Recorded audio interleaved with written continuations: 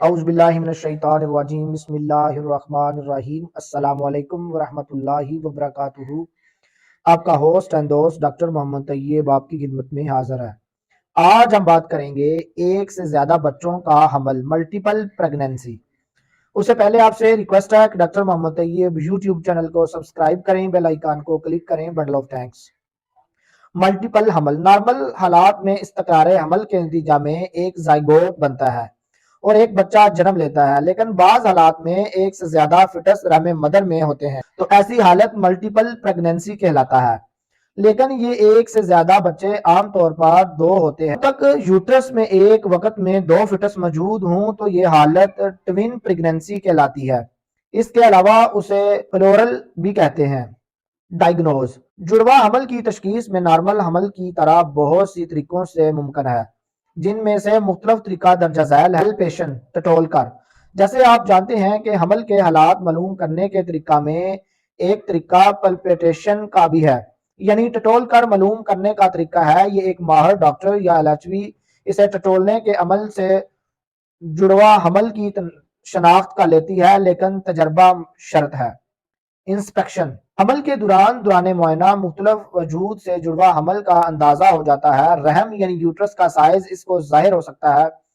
جڑواں حمل کی صورت میں رحم بہت زیادہ لارج اینڈ راؤنڈ اور بورڈ ہوتا ہے۔ بذریعہ سونوگرافی یعنی بذریعہ الٹراساؤنڈ رحم یعنی یوٹرس کے اندر کا مکمل حال حوال معلوم ہو جاتا ہے اور اس کے ذریعے فٹس کی تعداد کا بھی علم ہو جاتا ہے، بلکہ تعداد کے علاوہ فٹس کے متعلق ہر قسم کی معلومات حاصل ہو جاتی ہے۔ 16 ہفتے کے بعد فٹس کی جنس معلوم ہو جاتی ہے۔ مزید ایسی معلومات نارمل یا اب نارمل حالات کی نشاندہی کریں معلوم ہو جاتی ہے۔ ایکس رے: فٹس کے بارے میں معلومات حاصل کرنے کا ایک ذریعہ ایکس رے بھی ہے۔ اگر عورت کے پیٹ کا ایکسرا کیا جائے تو اس دونوں بچوں کی موجودگی کی واضح طور پر معلوم ہو جاتی ہے، لیکن خیال رہے کہ سونوگرافی میں نقصان کے امکانات بہت کم ہیں، لیکن ایکس رے کی شعاؤں کے لیے فٹس شدید منفی اثرات مرتب ہو سکتی ہے۔ ایسکلیشن: رحم میں موجود فٹس کی دل کی آواز بذریعہ سٹیتوسکوپ یا فیٹوسکوپ سے سننا یا کلیشن کہلاتا ہے، لیکن اس عمل کے ذریعے جڑواں حمل کی تشخیص ایک ماہر ڈاکٹر یا LHV ہی کر سکتی ہے۔ ایک ہی وقت میں دونوں کے دل کی دھڑکن سنائی دے گی۔ مخصوص طریقے سے ان میں فرق معلوم کرنا بھی ایک فن ہے، لیکن اس طریقے سے بھی جڑواں حمل کا عمل ہو سکتا ہے۔ جڑواں حمل کی اقسام: کائنڈ آف ٹوین پریگنینسی۔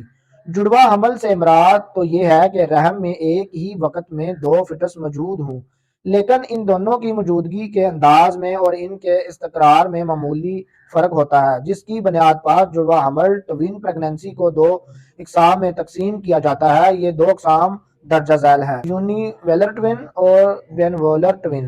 جڑواں کی ایسی قسم ہے جس میں دونوں بچوں، خواہ وہ لڑکی ہوں یا لڑکیاں، باہمی مشابہت بہت زیادہ ہوتی ہے۔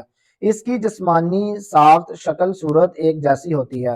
ان میں بنیادی ملاپ ایک سپرم اور ایک اووم کا ہوتا ہے۔ یہ اووم عام قسم کے اووم سے مختلف ہوتا ہے۔ اس میں پہلے ہی قدرتی طور پر ایسی خاصیت یا تبدیلی ہوتی ہے کہ یہ فرٹیلائز ہونے کے بعد جب مزید مرحلوں کی طرح بڑھتے ہیں تو اس میں ٹوین بیبی جڑواں بچوں جنم لیتے ہیں۔